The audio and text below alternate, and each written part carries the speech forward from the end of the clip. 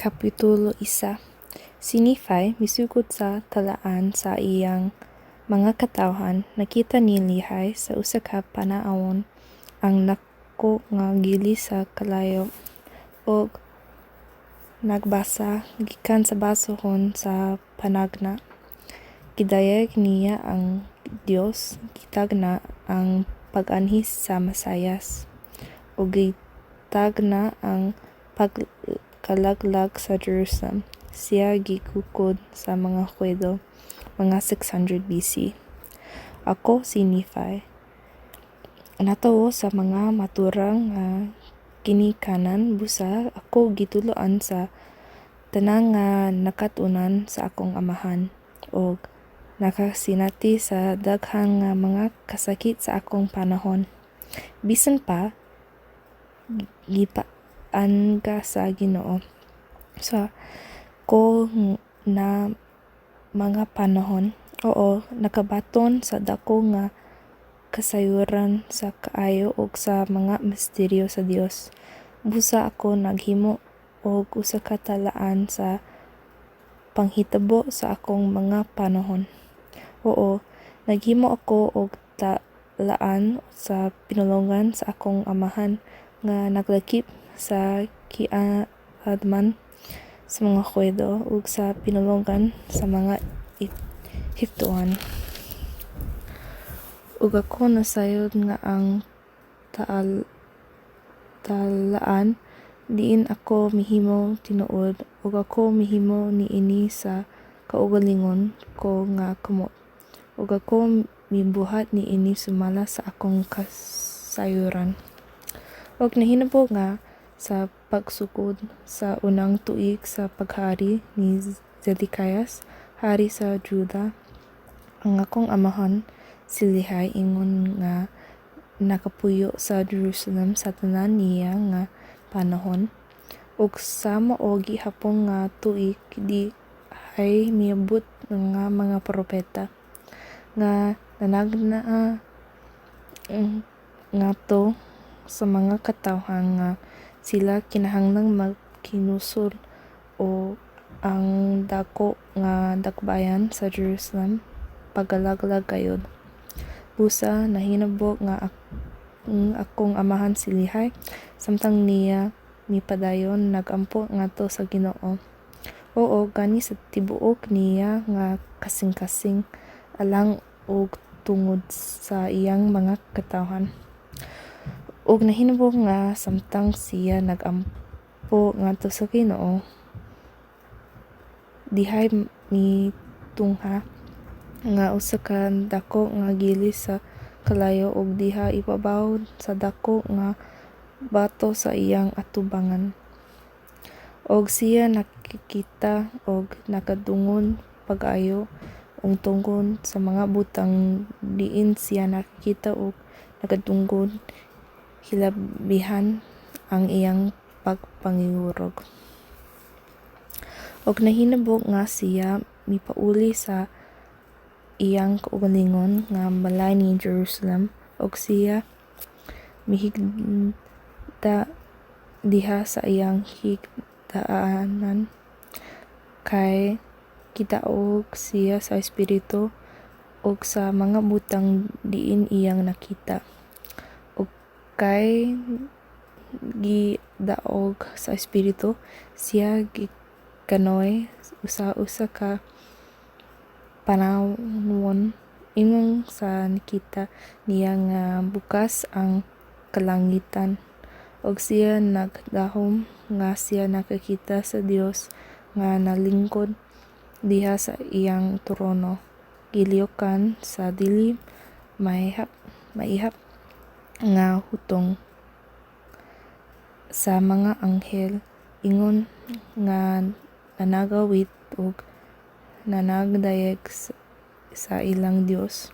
Og nahinabo nga siya nakakita sa usa nga mikunsan gikan sa taliwala sa langit.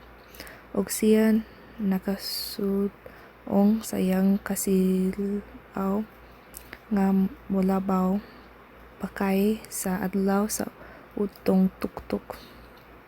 Og siya usab nakakita sa lain nga napulong duha nga misunod kaniya og ang ilang kahayag milupig sa mga bituon sa kawanagnan. Og sila mikunsan og milakaw diha sa ibabaw sa yuta og ang nahauna miduol og mibarog sa atubangan sa akong amahan. Og mihatag nato kaniya sa usa ka basohon og mihangyo mangayo kaniya nga siya kinahanglang mabasa. Og hinabo nga samtang siya nagbasa, siya napuno sa Espiritu sa Ginoo. Og siya nibasa nga ang inong alaot nato sa Jerusalem. Kaya ako nakakita sa iyang pagkasalawayon o daghan nga mga butang mahitungkod sa Jerusalem ang nagbasa sa akong amahan nga kini pagalaglagon og ingon man ang mga lumpyo ni daghan ang mamatay sa espada ug daghan kanila ang madalang nga bihag nato sa Babylon. Ug nahinabo nga siya diha nga nabasa og nakita sa akong amahan ang mga dagko og kahibulo nga mga butang. Siya nakatuaw og daghan nga mga butang ngadto sa Ginoo sama sa dako og kahibulonganan ang imong mga buhat o Ginoong Dios nga labing makagahom. Ang imong trono anaa sa itaas sa kalangitan og ang imong gahom og kahayo og kaluoy mikatap sa tanang nga lumulupyo sa yuta.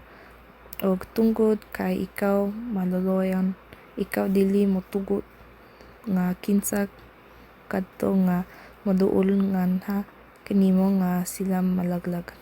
Og maino niini ang pinulonggan sa akong amahan sa pagdayag sa iyang Dios, kay ang iyang kalag ng maya og ang iyang tibuok nga kasing-kasing nagpuno tungkod sa mga butang nga iyang nakita oo nga gipadayag sa Ginoo ngadto kaniya.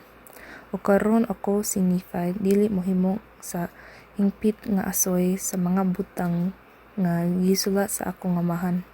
Kay daghan nga mga butang siya misulat nga iyang nakita sa mga panahon og mga damgo og daghan usab nga mga butang siya misulat nga iyang gipanagnaay og gipamulong ngadto sa iyang mga anak diin ako dili mohimo sa hingpi nga asoy.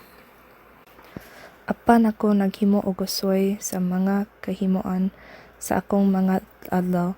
Tan-awa ako naghimo og usa ka minubo nga talaan sa akong amahan diha sa mga palit nga gibuhat sa akong mga kamot. Usa human nga ako makapamubo sa talaan sa akong amahan ni ana ako maghimo sa asoy sa kaugalingong ko nga gikinabuhi.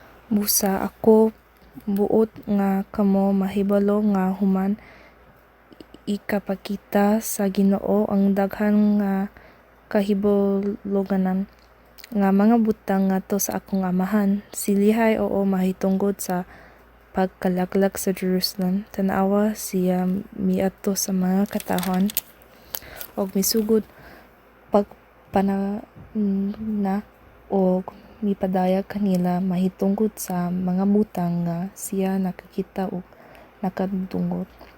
Og nahinabo nga ang mga Hudyo nabiya kaniya tungkod sa mga butang nga siya mipamatuod ngadto kanila kay siya gayon mipamatuod sa ilang pagkadautan o pagkasalawayan.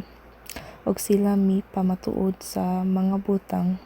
Diin siya nakakita og nakadungog og ang usab sa mga butang nga siya nakabasa diha sa basohon tayag nga nagpakita sa pag-anhi sa usa ka Masayas o ingon man sa katumsanan sa kalibutan og sa diha nga ang mga duhelo nakatungod niini nga mga butang sila nagsuko kaniya o sama sa mga propeta sa karaan.